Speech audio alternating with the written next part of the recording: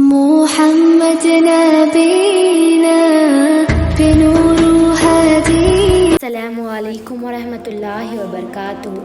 حضرت عبدالنبی عباس رضی اللہ عنہ فرماتے ہیں، جنوں تھے آدم سے پہلے تقریباً 2000 یعنی 2000 پہلے سے زمین پر آباد تھے، انہوں نے قتل و غارت کی۔ اللہ تعالیٰ نے فرشتوں کو لشکر بھیج دیا کیونکہ وہ خون خرابہ، قتل اور غارت کر رہے تھے، فساد جنگ، تو ان کو سمندر کے 2 درست جزیروں کے طرف دھکیل دیا۔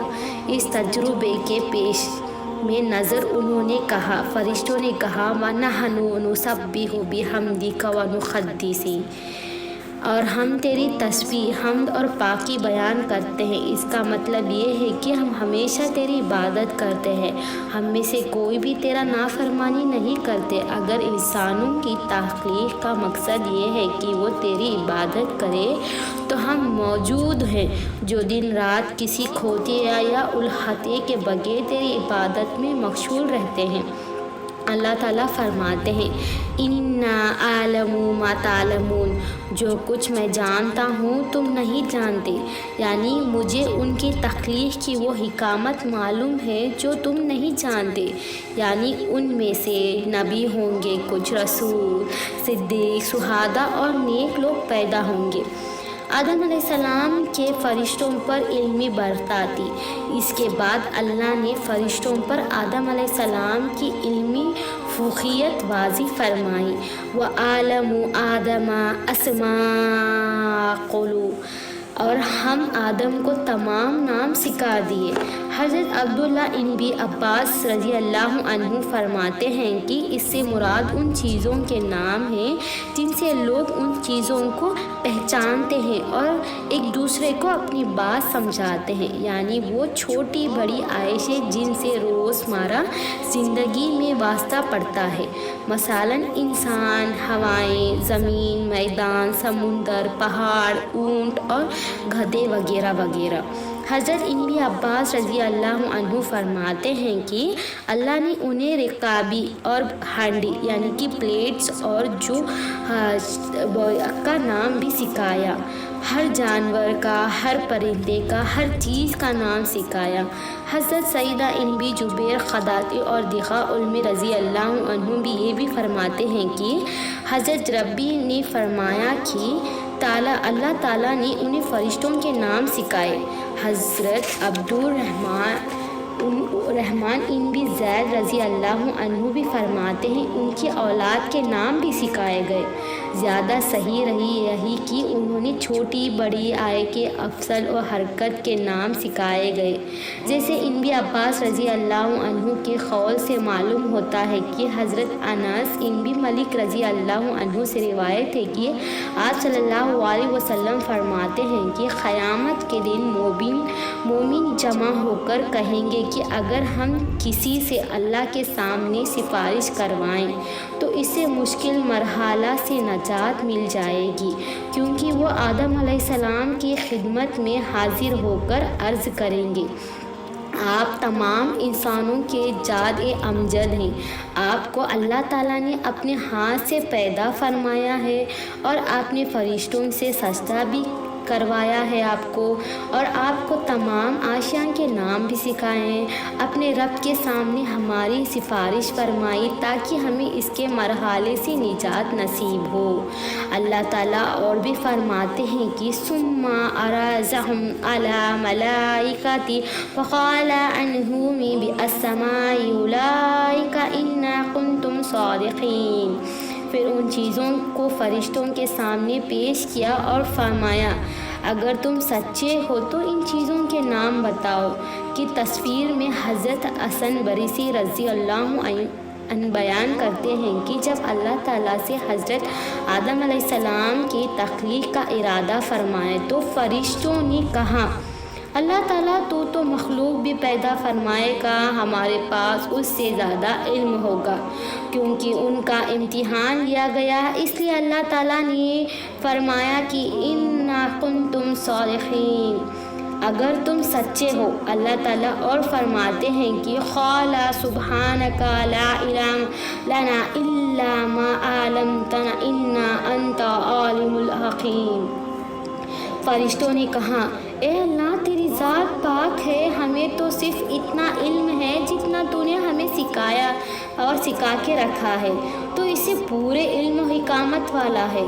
کا مطلب یہ ہے کہ اے اللہ تو پاک ہے، کوئی بھی تجھے سے علم حاصل نہیں کر سکتا سوائے اس کے جو تو نے اس کو سکھایا ہے، جیسے کہ دور مقام پر ارشاد ہے وَلَا يُحِيطُونَ بِشَيْءٍ عِلْمِهِ إِلَّا بِمَا شَاءَ۔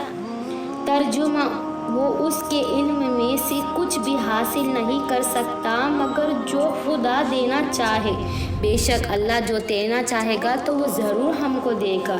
اس طرح درج ذیل فرماتے ہیں کہ معلوم ہوتا ہے کہ ظاہر اور پوشیدہ امور کا علم اللہ تعالیٰ کو ہی ہے۔ بے شک قال یا آدم انبئہم باسمائہم فلما انبأهم باسمائہم قال ألم أقل لكم إني أعلم غيب السماوات والأرض وأعلم ما تبدون وما كنتم۔ ترجمہ، اللہ تعالیٰ نے آدم کو حکم دیا کہ تم ان کو ان چیزوں کے نام بتاؤ۔ جب انہوں نے آدم علیہ السلام کو ان کے نام بتائے تو اللہ تعالیٰ فرشتوں سے فرمائے کیوں میں نے تم سے نہیں کہا تھا کہ میں آسمان اور زمین کے سب پوشیدہ باتیں جانتا ہوں، اور جو تم ظاہر کرتے ہو اور جو پوشیدہ کرتے ہو سب مجھ کو معلوم ہے، بے شک اللہ سب جانتا ہے۔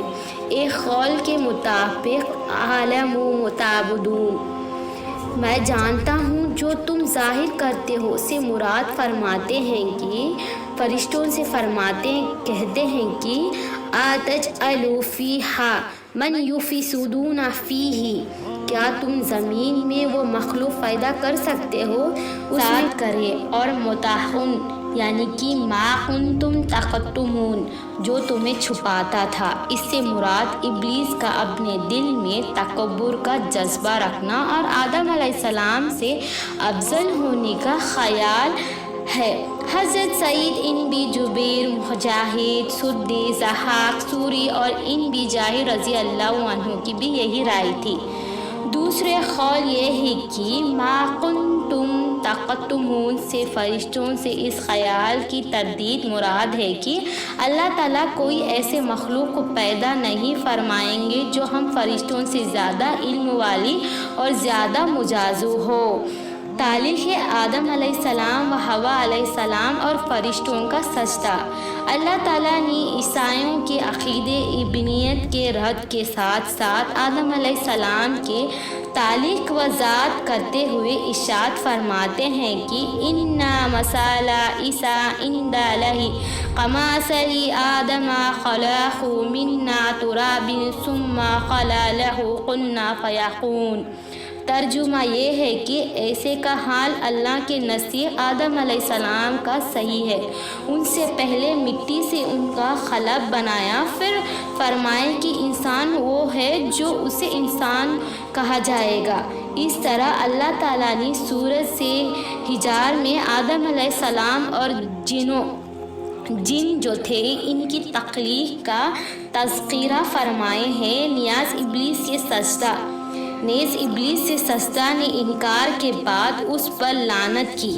آپ تو یہ بات جانتے ہیں کہ ابلیس نے آدم علیہ السلام کا سجدہ نہیں کیا تو ان سے جنت سے نکال دیا۔ ابلیس نے لعنت قرار پانے پر بنی آدم علیہ السلام کی دشمنی کا اعلان کر دیا اور اللہ تعالیٰ سے تا قیامت کی اس مہلت طلب کی۔ اس واقعے کو بیان کرتے ہوئے اللہ تعالیٰ بہت سے آیتیں قرآن میں سورہ بقرہ میں تفصیل کی ہے، اور ہمیں اللہ تعالیٰ کہنے سننے سے زیادہ عمل کرنے کی توفیق عطا فرمائے۔ علم حاصل کرنا ہر ایک مسلمان مرد عورت پر فرض ہے۔ تو یہ میرا سیکنڈ پارٹ ویڈیو ہے، اس کا تھرڈ پارٹ ویڈیو میں کل اپلوڈ کروں گی، آپ ضرور واچ کرنا۔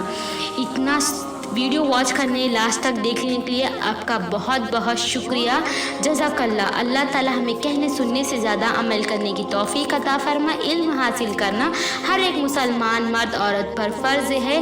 سبسکرائب کرنا، فالو کرنا، ایسے ہی مجھے سپورٹ کرتے رہنا۔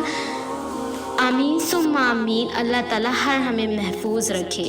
5 وقت کی نمازی بنائے. آمین ثم آمین. جزاک اللہ.